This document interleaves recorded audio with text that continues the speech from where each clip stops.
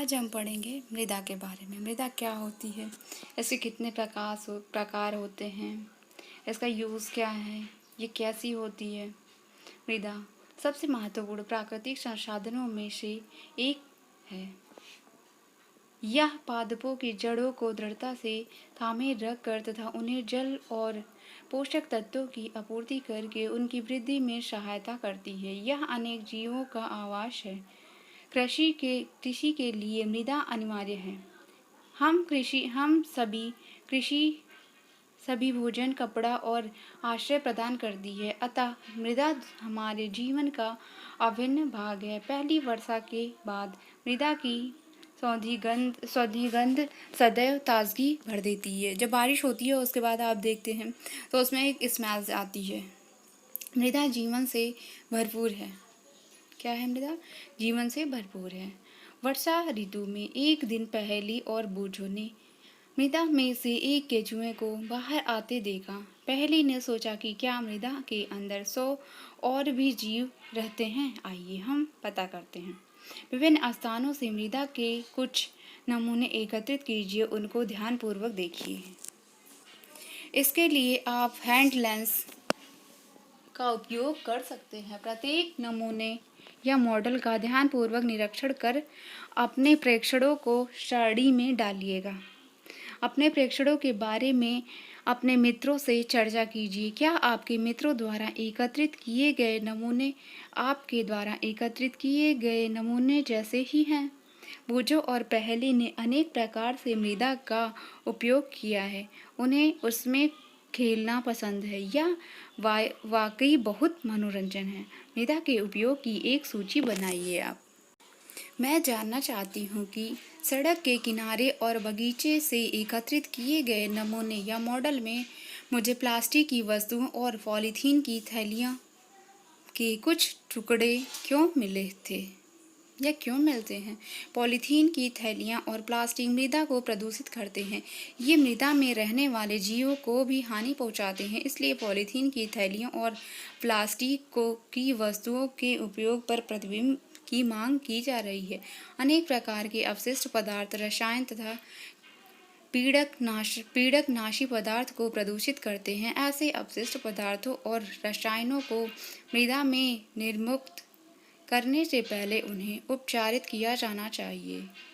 पीड़कनाशियों का उपयोग हम कम से कम करें। हम जानना चाहते हैं कि क्या खेत की मिट्टी का उपयोग खिलौना बनाने के लिए किया जा सकता है? जी हाँ, आगे हम पढ़ते हैं। मृदा परिच्छेदिका या प्रोफाइल। मृदा की प्रोफाइल कैसी होती है? मृदा मतलब मिट्टी। जो हमारी मिट्टी है, मिट्टी हमारे बहुत सारे टाइप से होती है, इसे हम मृदा कहते हैं। मृदा अनेक परतों की बनी होती है। यह जानने के लिए कि ये परतें किस प्रकार व्यवस्थित रहती हैं, आप निम्नलिखित क्रियाकलापों द्वारा समझिए। थोड़ी सी मृदा लीजिए, ढेलों, जो हमारी मिट्टियाँ होती है, आपने खेतों में देखी होगी। जुताई होने के बाद उसमें बहुत बड़े बड़े मिट्टियाँ पड़े रहते हैं, पत्थरों के जैसे। पत्थर क्या होते हैं? वो सॉलिड होते हैं, लेकिन मिट्टी क्या होती है? वो भुरभुरी होती है। वो उसे दबा दोगे तो आप पाउडर के फॉर्म में आ जाएगी।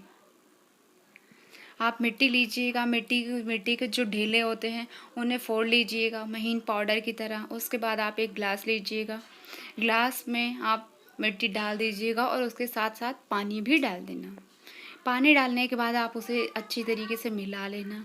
मिलाने से आपको क्या समझ में आता है? क्या उस पानी में मृत या सड़ी गली पत्तियों के टुकड़े अथवा जंतु अवशेष तैरते दिख रहे थे? जी हाँ। मृदा में उपस्थित सड़े गले जैव पदार्थ ह्यूमस कहलाते हैं। आप शायद जानते होंगे कि पवन, जल और जलवायु की क्रिया से सैलों या चट्टानों के टूटने पर मृदा का निर्माण होता है। यह प्रक्रम अपक्षय कहलाता है। किसी मृदा की प्रकृति उन सैलों पर निर्भर करती है जिनसे इसका निर्माण हुआ है, और यह उन वनस्पतियों की किस्मों पर भी निर्भर करती है जो इसमें उगते हैं। मृदा की विभिन्न परतों से गुजरती हुई ऊर्ध्वाधर मृदा परिच्छेदिका कहलाती है। प्रत्येक परत स्पर्श या गठन, रंग, गहराई और रासायनिक संगठन में भिन्न होती है। ये परतें संस्तर स्थितियाँ कहलाती हैं। हम सामान्यतः मृदा की सबसे ऊपरी शीर्ष परत को देखते हैं, उसके नीचे वाली परतों को नहीं। यदि हम हाल ही में खोदी गई खाई के पार्श्व भाग को देखें तो हमें मृदा भी भीतरी परतें भी दिखाई देती हैं। ऐसी स्थिति में हम उस स्थान के मृदा परिच्छेदिका या काट को प्रेक्षण कर सकते हैं। मृदा काट को कुएं की खुदाई करते समय अथवा किसी इमारत की नींव खोदते समय भी देखा जा सकता है। इसे पहाड़ों पर, सड़कों के किनारे अथवा नदियों के खड़े किनारे पर भी देखा जा सकता है। सबसे ऊपरी वाली भाग जो होती है, अस्तर जो हमारी होती है, लेयर गहरे रंग की होती है क्योंकि यह ह्यूमन और खनिजों से समृद्धि या मिली हुई होती है। आइए अब हम बढ़ते हैं मृदा के प्रकार। जैसा कि आप जानते हैं कि सेलों के अपक्षय से विभिन्न पदार्थों के छोटे छोटे कण निर्मित होते हैं। इनमें बालू और चिकनी मिट्टी क्ले सम्मिलित होती हैं। किसी पदार्थ में बालू और चिकनी मिट्टी का अनुपात उस मूल सेल पर निर्भर करता है जिससे उसके कण बने हैं।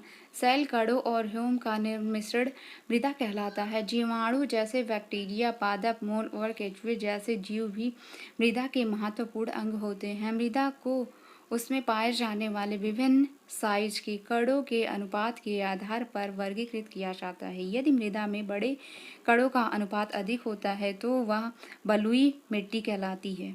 यदि बारीक कणों का अनुपात अपेक्षाकृत कम होगा या अधिक होगा तो ये मीडियम मृदा कहलाती है। यदि बड़े या छोटे समान होंगे तो ये दोमट मिट्टी कहलाती है।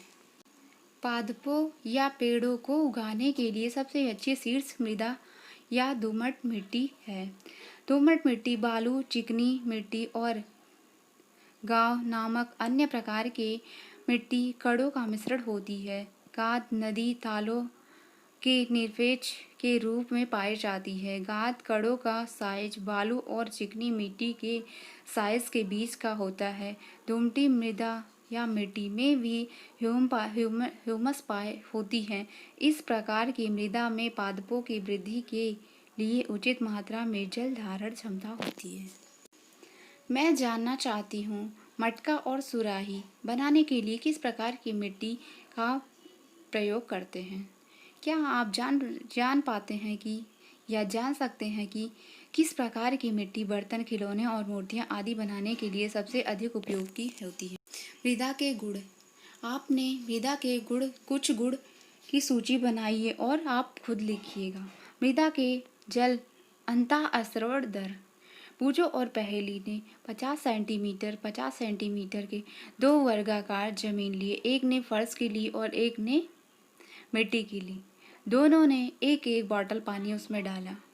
पानी डालते ही उसमें क्या पता चला, जो फर्श की लेयर थी वो जो स्क्वायर में जितनी उसने ली थी उसका जो पानी था वो बह गया। उसने जरा भी अवशोषित नहीं किया। लेकिन जो मिट्टी का था वो उसने पूरी तरीके से अपने अंदर सोख लिया या अवशोषित कर लिया। बूझो को आश्चर्य है कि दोनों वर्गों में पानी के या दो हमने आयताकार वर्ग लिया था उसमें पानी के अवशोषण में अंतर क्यों थी। आइए अब हम इसे समझते हैं।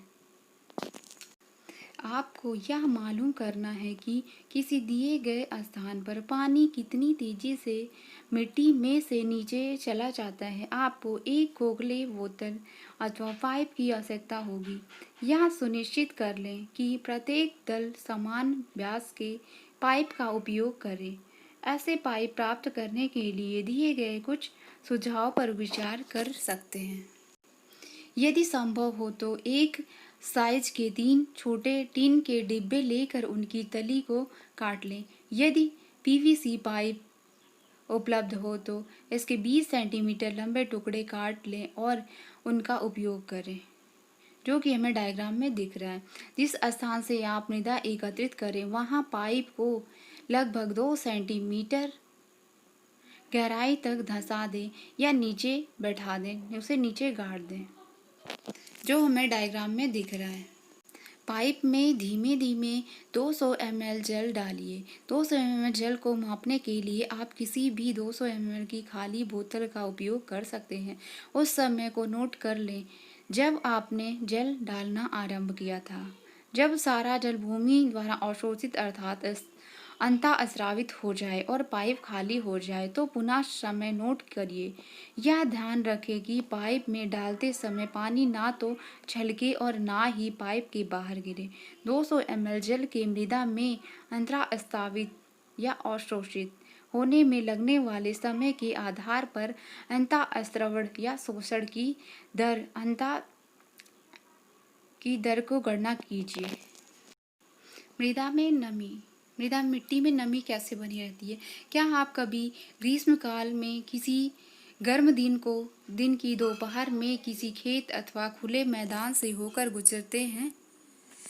संभवतः आपने देखा होगा कि जमीन के ऊपर की वायु कंदिप्त हो जाती है, अर्थात ऐसी दिखती है जैसे गर्म वायु वैसे ही ऊपर उठ रही है, जैसे आग के अलाव से उठती है। ऐसा क्यों होता है? एक क्वथन नली या गरम नली लीजिए। इसमें 2 चम्मच मिट्टी मिलाइए। इसे कुछ समय तक किसी लौ पर या आंच देकर उसे गर्म करिए। क्या आपको कहीं जल की बूंदें दिखाई देती है? यदि हाँ, तो किस स्थान पर? गर्म करने पर मृदा में से जल वाष्पित होकर ऊपर उठता है और क्वथन या गरम नली के ऊपर भाग की अपेक्षाकृत कंठी या ऊपर का शिरा भीतरी दीवार पर संघनित हो जाता है। संघनित मतलब कंडेंस हो जाता है। गर्म दिनों में मृदा से जल के वाष्पन के कारण ऊपर उठती व जल वाष्प वायु को अपेक्षाकृत सघन बना देती है। इससे सूर्य के प्रकाश के परावर्तन के कारण मृदा के ऊपर की वायु हमें गर्म प्रतीत होती है। मृदा को गर्म करने के बाद इसे क्वथन नली या गर्म नली से बाहर निकाल लें। इसकी तुलना में मृदा से करें जिसे गर्म नहीं किया था। दोनों के बीच का अंतर नोट करिए। मृदा द्वारा जल का अवशोषण। क्या सभी प्रकार की मृदा समान मात्रा में जल का अवशोषण करती है? नहीं।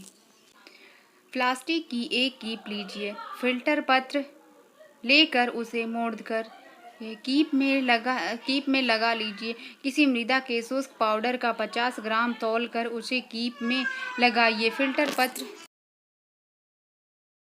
किसी मापन सिलेंडर में जल लेकर उसकी माप नोट कर लीजिए। अब इस जल को बूंद-बूंद करके कीप में रखी मृदा में डालिए।